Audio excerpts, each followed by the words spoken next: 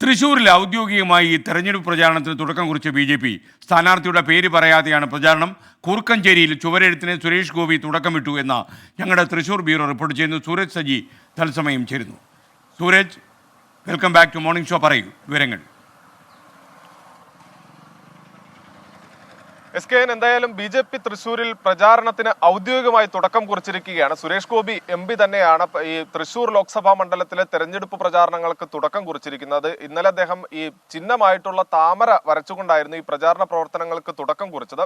സ്ഥാനാർത്ഥിയെ പ്രഖ്യാപിക്കാത്തത് കൊണ്ട് തന്നെ സ്ഥാനാർത്ഥിയുടെ പേരൊഴിച്ച് മറ്റു പ്രചാരണങ്ങൾ, അതായത് താമര ചിഹ്നത്തിൽ വോട്ട് നൽകി വിജയിപ്പിക്കുക എന്നുള്ള ഒരു പ്രചരണമാണ് ഇപ്പോൾ ആരംഭിച്ചിരിക്കുന്നത്. അതോടൊപ്പം തന്നെ കേന്ദ്ര സർക്കാരിന്റെ വികസന പ്രവർത്തനങ്ങൾ ഉയർത്തിക്കാട്ടിയുള്ള ഒരു ചുമരെഴുത്ത് പ്രചാരണങ്ങളിലേക്ക് കടക്കാൻ ബി.ജെ.പി. തീരുമാനിച്ചിട്ടുണ്ട്. അതോടൊപ്പം തന്നെ മണ്ഡലങ്ങൾ കേന്ദ്രീകരിച്ചുകൊണ്ട് ഈ ബൂത്ത് ഭാരവാഹികളുടെ യോഗം അത് കഴിഞ്ഞ ദിവസം എല്ലാം ചേർന്നിരുന്നു.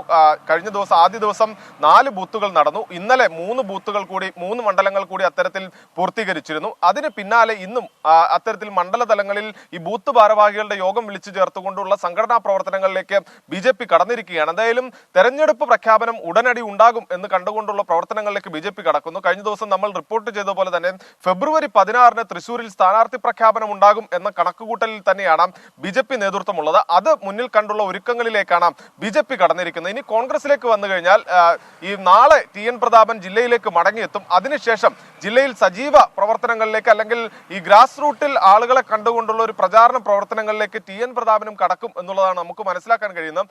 ഔദ്യോഗികമായി സ്ഥാനാർത്ഥി പ്രഖ്യാപനം ഇല്ലെങ്കിൽ പോലും സിറ്റിംഗ് എംപിമാർ മത്സരിക്കണമെന്ന നിർദ്ദേശമാണ് നിലനിൽക്കുന്നത്. ഈ സാഹചര്യത്തിൽ ഈ താഴെത്തട്ടിലെ ആളുകളെല്ലാം കണ്ടുകൊണ്ട് പ്രവർത്തകർക്കിടയിൽ ഉണർവേകുന്ന ഒരു പ്രവർത്തനങ്ങളിലേക്ക് കടക്കാനാണ് TN പ്രതാപനും ലക്ഷ്യമിട്ടിട്ടുള്ളത്. എന്തായാലും അങ്ങനെ തൃശ്ശൂരിൽ ബി.ജെ.പി. കളം നിറഞ്ഞ് പ്രചാരണത്തിന് തുടക്കമിടുന്നു. മറുവശത്ത് പ്രചാരണത്തിലേക്ക് ഇറങ്ങാൻ കോൺഗ്രസും തയ്യാറെടുക്കുന്നു.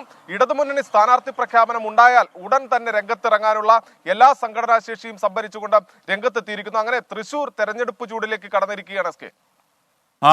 സൂരജ്, മറ്റൊരു വാർത്ത കൂടി സൂരജ് അയച്ചിട്ടുണ്ടല്ലോ. ഈ തളിക്കുളം തമ്പാൻ കടവിൽ ഒരു 16-കാരനെ കടലിൽ കുളിക്കാൻ ഇറങ്ങിയതിനിടയിൽ കാണാതായി എന്നുള്ള വാർത്ത. അതിൻ്റെ വിശദാംശങ്ങൾ കിട്ടിയോ? എന്താണ് സംഭവിച്ചത്? കൂട്ടുകാരുമൊത്ത് കുളിക്കാൻ പോയപ്പോഴാണ് കടലിൽ കാണാതായത് എന്ന രീതിയിലാണ് സൂരജിൻ്റെ വാർത്തയിൽ കണ്ടത്. അതിൻ്റെ വിശദാംശങ്ങൾ ലഭിച്ചെങ്കിൽ അതുകൂടി പറയൂ. SKN തൃശ്ശൂർ തളിക്കുളത്ത് തമ്പാൻ കടവിലാണ് ഈ 16-കാരനെ കാണാതായിരിക്കുന്നത്. സുഹൃത്തുക്കളുമൊത്ത് ഇന്ന് രാവിലെ കുളിക്കാൻ എത്തിയതായിരുന്നു. ഇതിനിടയിൽ ഈ 2 പേർ തിരയിൽപ്പെടുകയായിരുന്നു. ഇതിൽ ഒരാളെ രക്ഷപ്പെടുത്താനായി. പക്ഷേ ഈ എടമുട്ടം സ്വദേശി അസ്ലാമിനെയാണ് കാണാതായത്. കൂടെ ഉണ്ടായിരുന്ന സുഹൃത്തുക്കളെ അവിടെ ഉണ്ടായിരുന്ന മത്സ്യത്തൊഴിലാളികൾ ചേർന്ന് ഈ രക്ഷപ്പെടുത്തുകയായിരുന്നു. പക്ഷേ ഈ തളിക്കുളം സ്വദേശിയായിട്ടുള്ള ഈ എടമുട്ടം സ്വദേശിയായിട്ടുള്ള അസ്ലാമിനെ ഈ തിരയിൽപ്പെട്ട് കാണാതാവുകയായിരുന്നു. എന്തായാലും ഇപ്പോൾ ഈ മത്സ്യത്തൊഴിലാളികളുടെ നേതൃത്വത്തിൽ പ്രദേശത്ത് തിരച്ചിൽ നടത്തുന്നു എന്നുള്ളതാണ് നമുക്ക് മനസ്സിലാക്കാൻ കഴിയുന്നത്. ഫിഷറീസ് അധികൃതരെ ഉൾപ്പെടെ വിവരം അറിയിച്ചിട്ടുണ്ട്. അല്പസമയത്തിനകം ഫിഷറീസ് അധികൃതരും എത്തിക്കൊണ്ടുള്ള ഒരു തിരച്ചിലിലേക്ക് കടക്കും എന്നുള്ളതാണ് നമുക്ക് മനസ്സിലാക്കാൻ കഴിയുന്നത്. Okay, thank you Sooraj Saji.